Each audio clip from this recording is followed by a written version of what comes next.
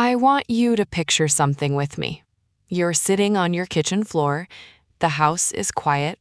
Your husband left an hour ago. Suitcase, kiss on the cheek. I'll call you when I land, babe. You're still in the clothes you wore to work. You're scrolling through your phone, half watching nothing, and then a photo loads on your screen. A beach, Miami. Sunlight so bright it almost hurts.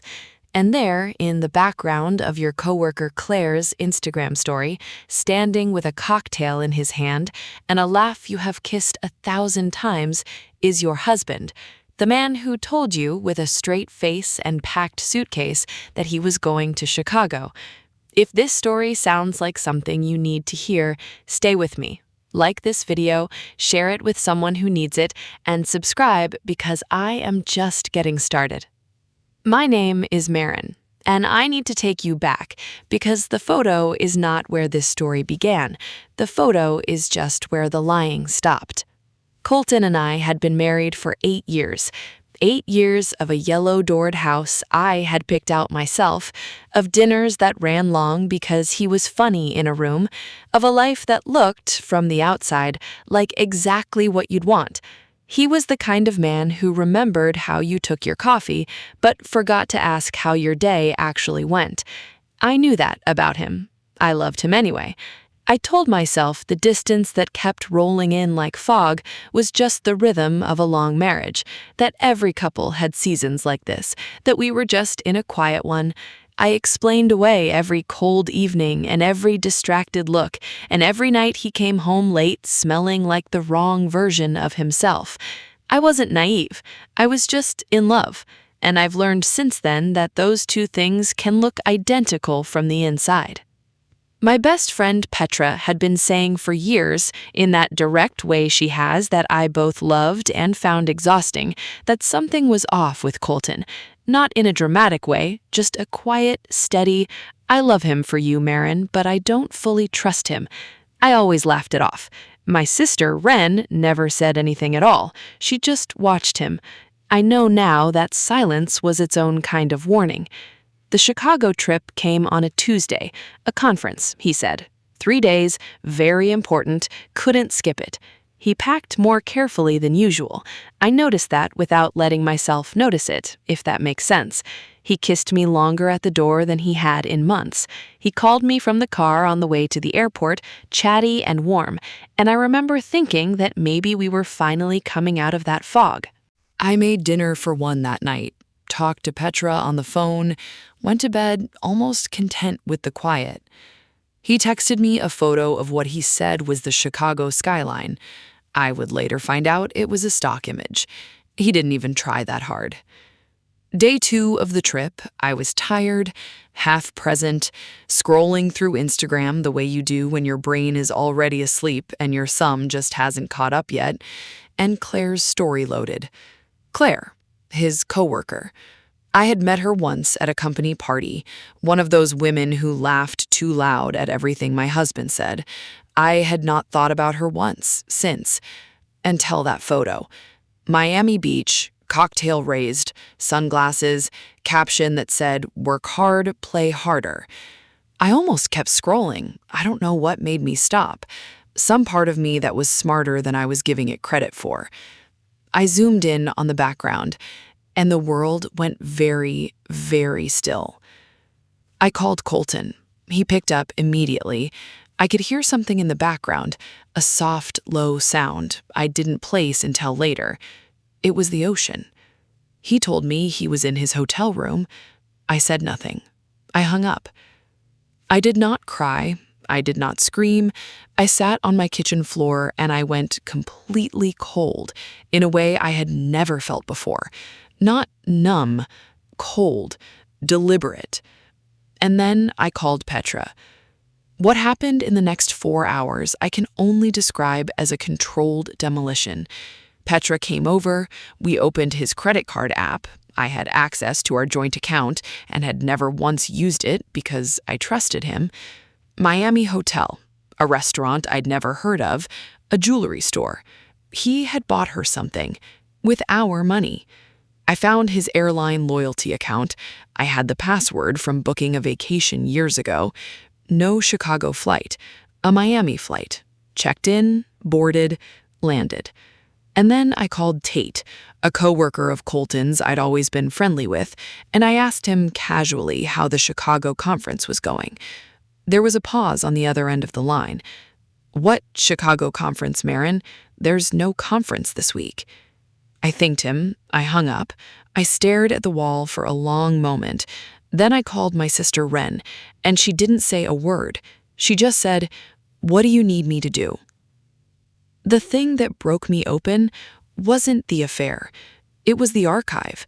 Because once I started looking, I couldn't stop finding things.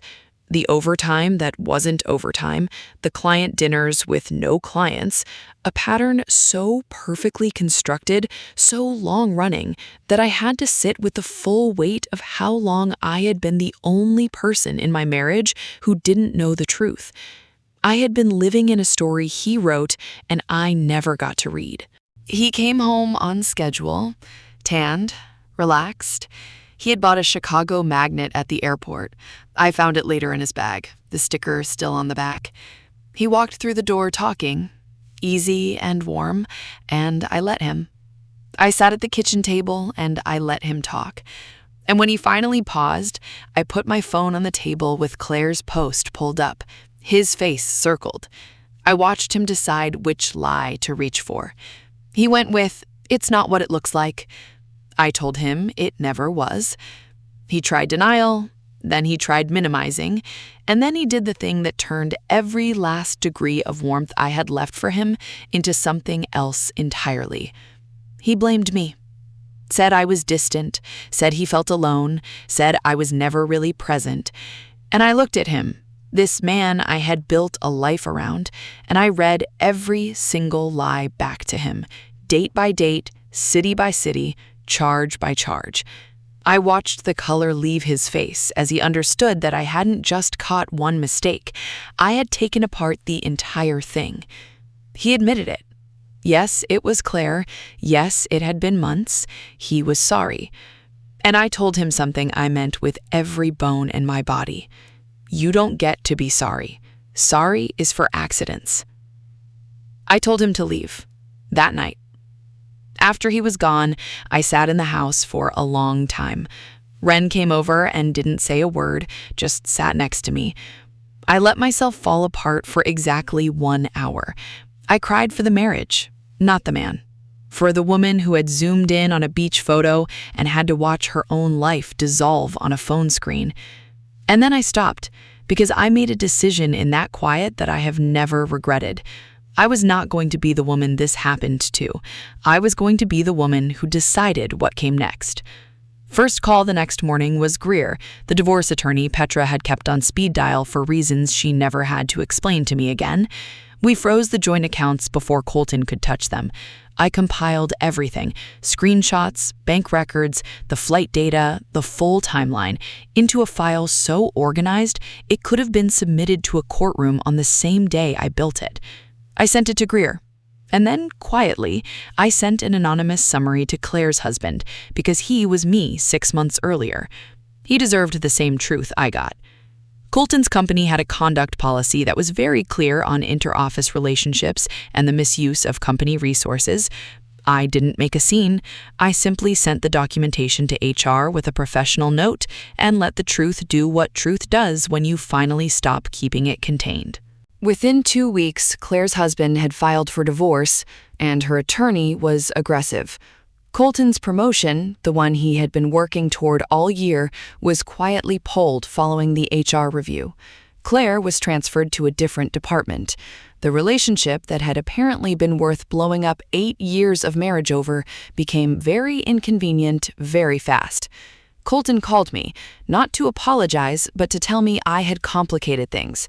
I told him I thought I had made things very simple, and I hung up.